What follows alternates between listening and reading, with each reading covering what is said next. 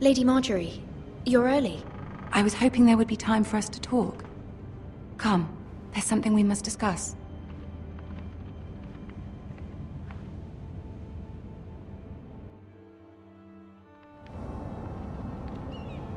From the day you arrived in Highgarden, I've thought of you more as a friend than as my handmaiden. A dear friend, in fact. Thank you, my lady. And you know how I feel about what's happened to your family. I feel your pain as if it were my own. What you've suffered is beyond imagining. And your poor family as well. You're very kind, my lady. Of course, Mira, but you must not despair. We will get through this together. You must understand there are limits to what I can say, especially here in King's Landing, now that I am to be queen. To have a handmaiden from the north whose family fought for Robb Stark. It raises questions at a time I can least afford. Cersei herself cornered me this morning outside the Royal Sept. She mentioned the northern girl in my service, and she painted you a traitor. She was very pleased with herself. Her face was full of mirth as she said it. I'm not a traitor. Of course not.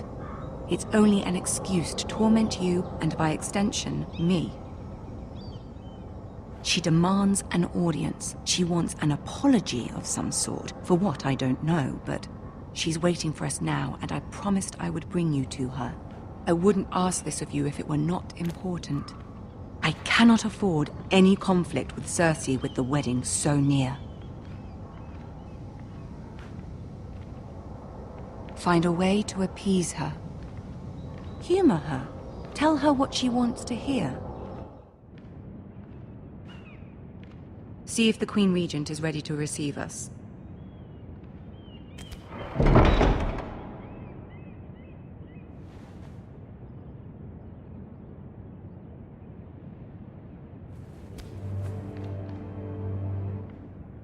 You'll be fine. I know you will. You may feel one thing, but you must say another.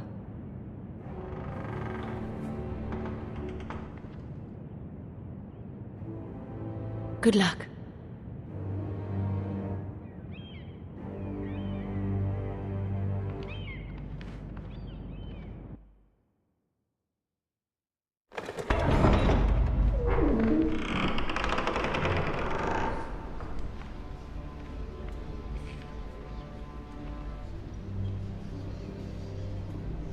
You can do this.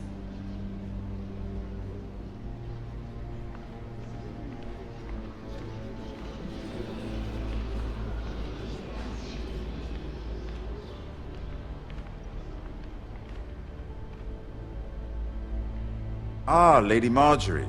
Aren't you looking lovely this evening? Lord Tyrion. Your Grace? With your permission, allow me to introduce Lady Mira of House Forrester.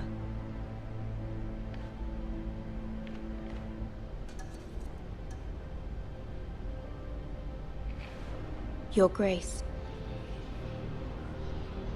The girl knows her courtesies. Impressive. You may rise. House Forrester is a northern house loyal to the king. Are they?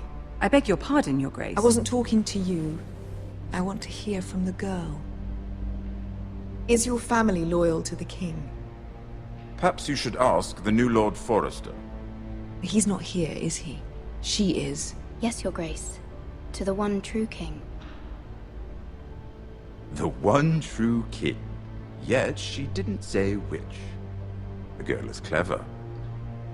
She only meant... I don't care what she meant. I care what she said. I won't stand for impertinence from a girl of the North. If you would give her the chance to explain... Perhaps she can explain why the Forresters have been loyal bannermen to House Stark for centuries. A house of traitors.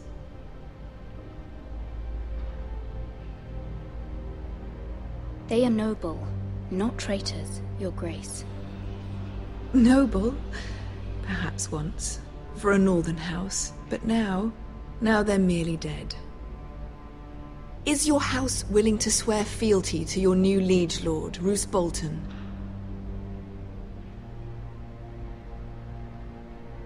Roose Bolton also served the Starks, Your Grace. And proved his loyalty to the crown by bringing their house to a swift and sudden end. Old allegiances are not easily abandoned. But now that the war is over, we must look to rebuild and forge new alliances. There are ships and shields to be built, and Joffrey will need a steady supply of ironwood for his armies. I'm told there are others who would happily serve that purpose, but I trust we can rely on House Forrester. Forrester ironwood does seem rather unique. Yes, Your Grace. It would be a shame to see it fall into the hands of another house. I imagine you'd do almost anything to prevent that from happening, wouldn't you? Ask any Lannister, and they'd do whatever was necessary to save Casterly Rock. It would be unfortunate to see another house lay claim to what's yours. Yes, Your Grace. I would do anything. I see. What would you have the girl do, Cersei? It's not as if she fought beside the Starks, wielding a battle axe for the Northern Army.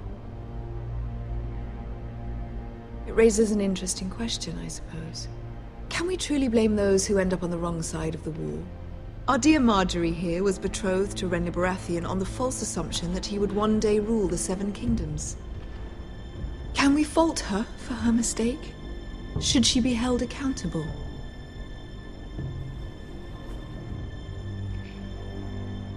I won't judge her, Your Grace. I wasn't there. I didn't face her decisions. Aren't you a delightful girl? If only one could flit through life without ever holding an opinion of their own. If there's a point to this, I hope you find it quickly.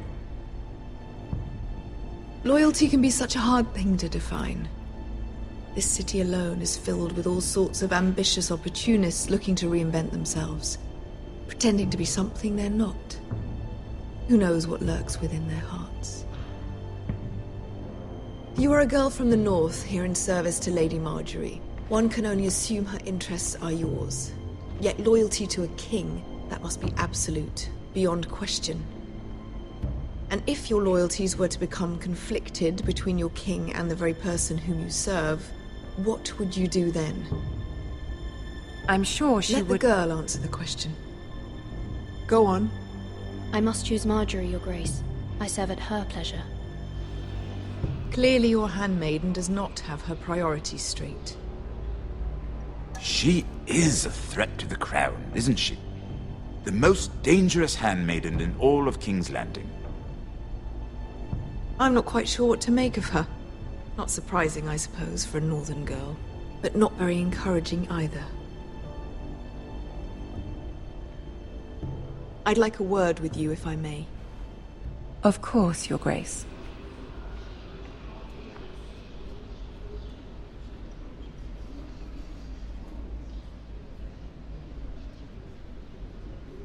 I'll walk you out. This may come as a surprise, but I met your father once, at the tourney at Lannisport. Even then he didn't trust Roose Bolton. We only spoke briefly, but your father struck me as an honorable man. You have my condolences for his loss.